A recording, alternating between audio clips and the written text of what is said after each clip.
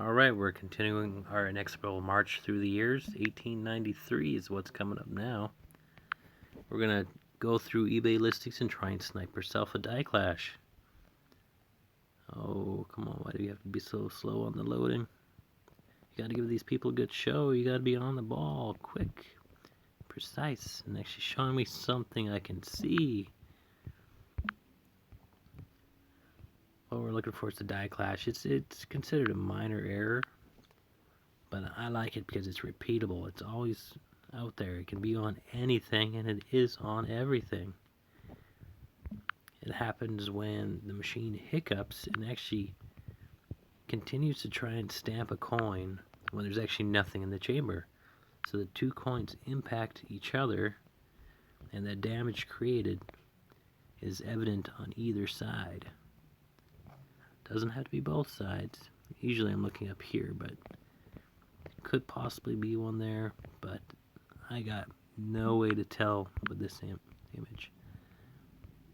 When I have these in front of me, I use that 10 times magnification, and I tilt it a little bit, change the lighting, because the way the light refracts, because it's always in the flat field area, and it's this slightest design. It's very hard to pick up.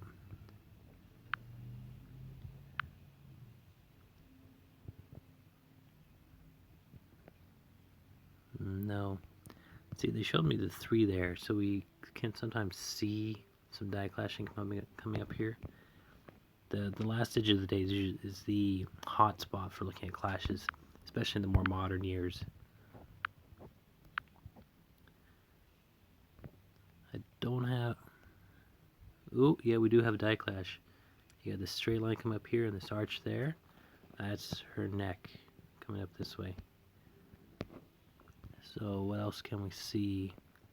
Can't quite see anything up here. Don't see anything underneath there. Don't have enough detail to see the 3 there. Oh yeah, definitely. Yeah, we're seeing it pretty good. His throat comes up, the jaw, her nose and eye. The eye is usually the E here, and the nose carries on down this bridge. We do see one. 60 bucks. It is a great condition one. I find that an acceptable risk to buy that. If I was in for marking stuff up, I'd actually buy that and probably sell it for 80. Telling everybody in the world it's a die clash, because this lister didn't do it.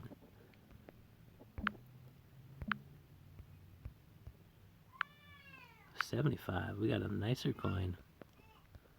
Actually, can't quite see it there. It's sort of faint if it is.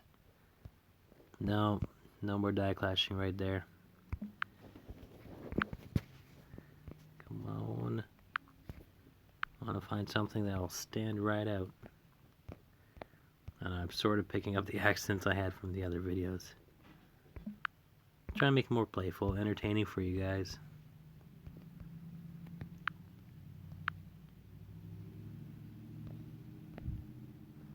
I was almost thinking of doing like a Bill Clinton voice, pirate voice, but that's really hard on the throat.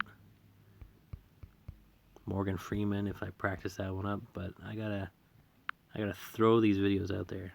That could be a clash right here, that little arrow / boomerang maneuver. Actually, let's look at the rest of them. Come on.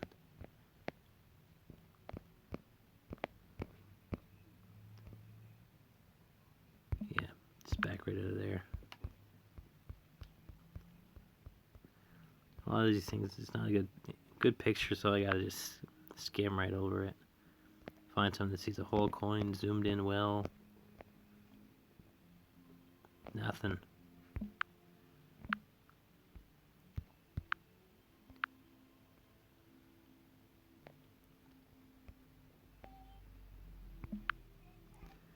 Yeah, the next word, Edward V. I think it's Edward V, but yeah. His die clashing is very faint. I don't know if I want to do year-to-year imagery.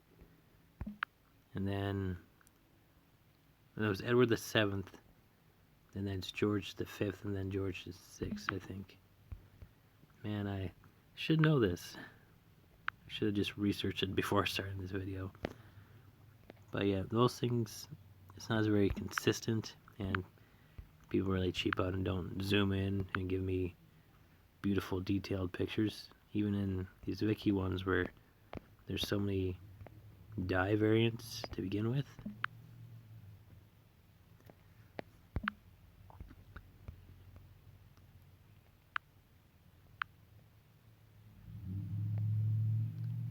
Ooh.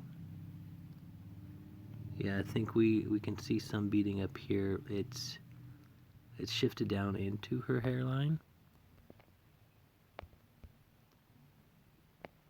Yeah, we can definitely see something up here now where that's where it shifts into her hairline. So this is a dye clash. I want to see more, give you guys a really good example, because beading is just not the only thing. Like, it's just scattered all over some coins.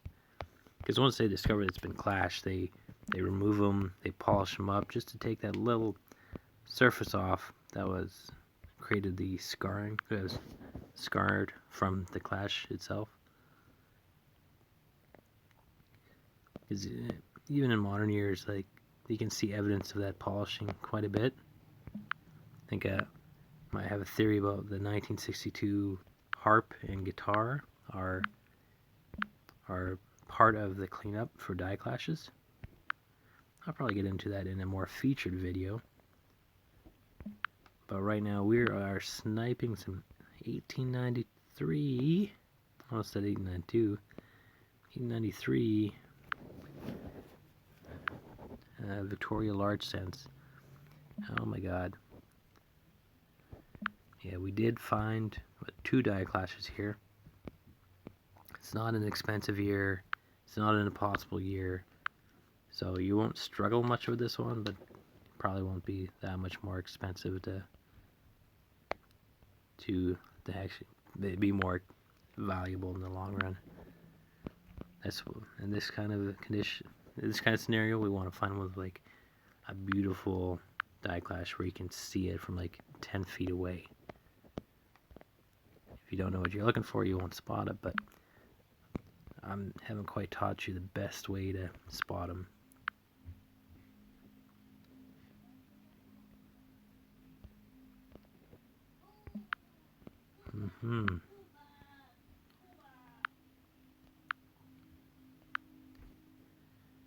So yeah, there's like 20.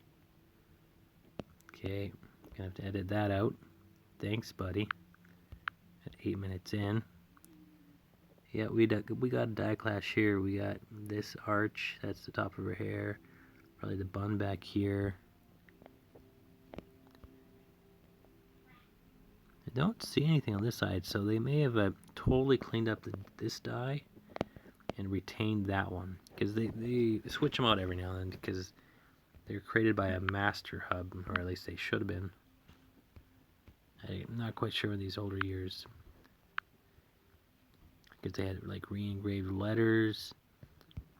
Most of these, like, they're not like mass produced like they are with the newer stuff. They a little bit more like they're hand done. Oh yeah, there we go. Nice, fine, crisp example. You can see all the beading running across here. It just nice, stands right out. I don't quite see anything on the bottom. Yeah, and you see a little something right here. That is the E. And we see something right here. That is probably the top of the 3. No, that's not the top of the 3. That's the bottom of the T, most likely. The T, yeah, that's the bottom of the T. The T would be like right here. And the E would be like right here. So we found a nice, ooh, and we seem to have another clash mark right there. That would be the bottom of the 1. Now let's jump to the other side. Yep, we see the clashing up here again. And yep, we see the arch of her eye cavity and her forehead come up through here. We are finding a very nice example.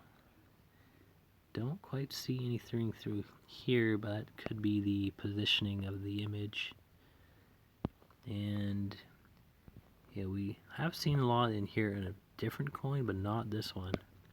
So I found yourself a fantastic image right here. Die Clash. Ooh, we're looking at 60 bucks. It is, again, a common year with, seems to be a common die clashing, but that is your best possible example.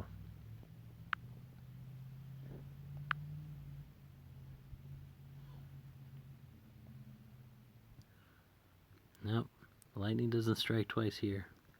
That line is not a clash, because the clash has to mimic the other side.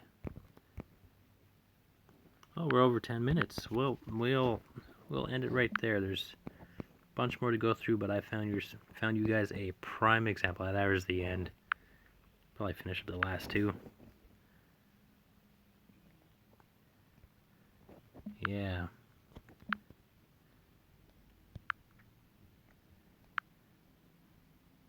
Alright, well, thank you guys for watching this one. That's probably one of my better descriptions, or better discoveries of die clashes while sniping. I'm actually a little bit proud of this video. Hopefully you guys check out the rest of them, and thanks for coming to watch.